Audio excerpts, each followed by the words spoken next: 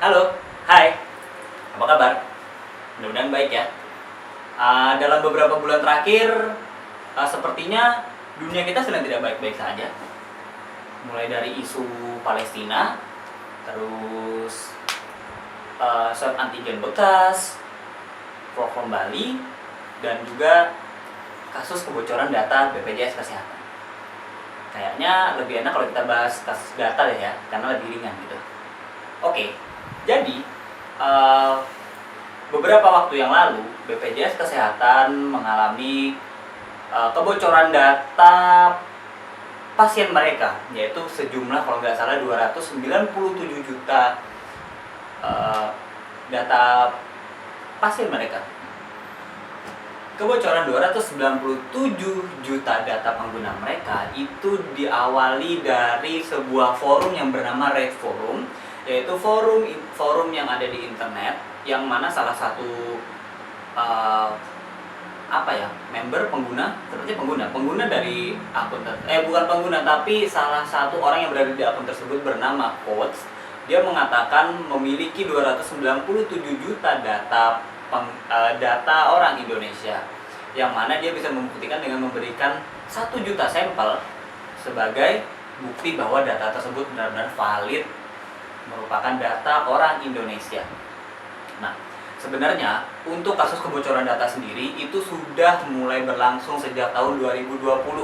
Setidaknya ada beberapa e-commerce, bahkan KPU juga mengumumkan bahwa mereka mengalami kebocoran data pengguna. Seperti pada Mei 2020, Tokopedia mengalami kebocoran data sebanyak 91 juta pengguna mereka. Lalu juga ada Bukalapak di tahun yang sama, yaitu pada bulan Juni, mereka mengaku kebocoran data sebesar 13 juta data pengguna mereka, dan Komisi Pemilihan Umum 2,3 juta pemilih Indonesia pada pemilu 2014 yang lalu. Jadi sebenarnya untuk kasus kebocoran data sendiri ini sebenarnya sudah berlangsung dari tahun-tahun sebelumnya. Hanya saja yang jadi pertanyaan adalah, apakah selama ini pemerintah hanya diam saja, atau sebenarnya mereka melakukan sesuatu di balik ini semua untuk mengantisipasi kebocoran data berikutnya? Sebenarnya pertanyaan yang paling mendasar adalah, apakah kita harus peduli dengan kebocoran data ini? Ya harus peduli lah. Kenapa? Karena dari 297 juta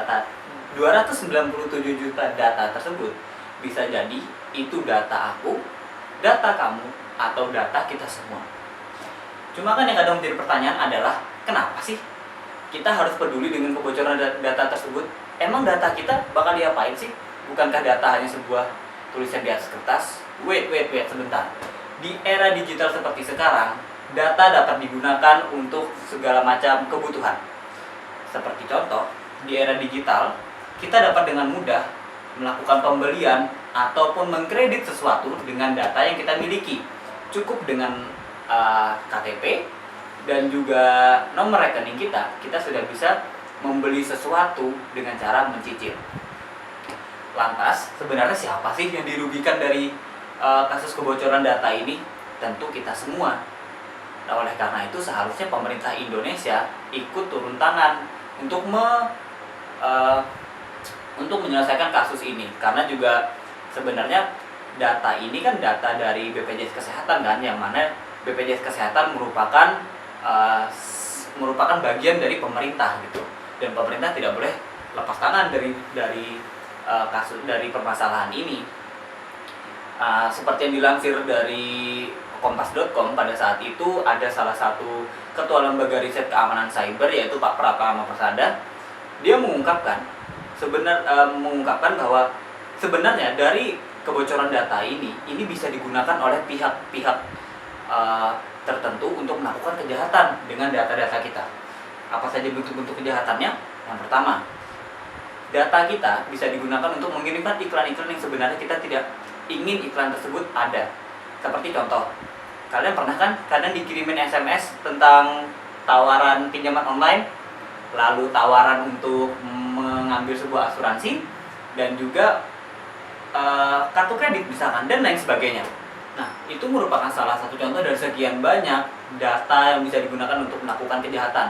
Lalu juga bisa digunakan sebagai phishing, yaitu menggunakan data kita untuk menipu orang lain, dan juga dapat digunakan untuk memvalidasi upaya penipuan orang lain terhadap kita. Contoh, kita dihubungi nih misalkan, permisi, benarkah dengan Bapak Farhan yang bertempat tinggal di daerah ini, bekerja di perusahaan ini, kemudian bernomor KTP sekian.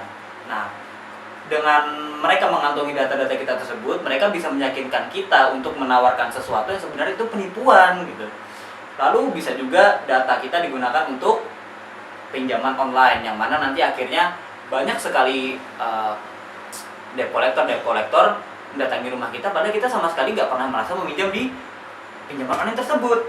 Dan yang paling berbahaya adalah data online itu bisa digunakan untuk men-take over dompet digital kita dan juga rekening bank kita. Karena di zaman digital seperti sekarang ini, segala hal administrasi dapat dilakukan secara online. Inilah sebenarnya berbahayanya kebocoran data pengguna tersebut. Lantas, apa sih sebenarnya saran terbaik untuk pemerintah supaya hal tersebut seperti ini tidak terjadi lagi? Seharusnya pemerintah harus berani untuk berpikiran terbuka. Dalam artian, hal yang seperti ini kan biasanya terjadi karena ada peretas atau biasa kita kenal dengan hacker. Kenapa kita nggak mencoba bekerja sama dengan hacker agar kebocoran data seperti ini tidak terulang lagi di kemudian hari? Seperti contoh, kenapa pemerintah tidak pernah mengajak hacker-hacker yang ada di Indonesia untuk men-challenge? Coba dong hack situs kami, kalian bisa nggak mengambil data yang ada di dalamnya? Kalau ternyata bisa, seharusnya kita merangkul hacker tersebut. Jangan malah kita mempidanakan mereka dengan pasal begini dan begitu. Tapi mengapa kita tidak mencoba untuk bekerja sama dengan mereka? Bukankah keberhasilan mereka dalam membobol situs rahasia negara merupakan salah satu sinyal bahwa keamanan cyber kita tidak benar-benar aman? Seperti yang pernah bukan seperti yang pernah dilakukan sih, tapi kenapa kita tidak pernah mengambil contoh seperti Jack Ma? Jack Ma bilang bahwa setiap harinya Alibaba, yaitu perusahaan yang dia miliki yang bergerak di bidang e-commerce, itu selalu mengalami percobaan peretasan sebanyak 20 juta kali setiap harinya, dan tidak ada satupun yang berhasil. Kenapa? Karena Jack Ma memiliki sebuah sistem yang sangat terenkripsi sehingga tidak ada satupun orang yang berhasil mengambil data pelanggan dari Alibaba. Nah, seperti yang saya ingat di tahun 2017, kalau tidak salah, Jack Ma kan ditunjuk sebagai Dewan Penasehat Ekonomi Indonesia.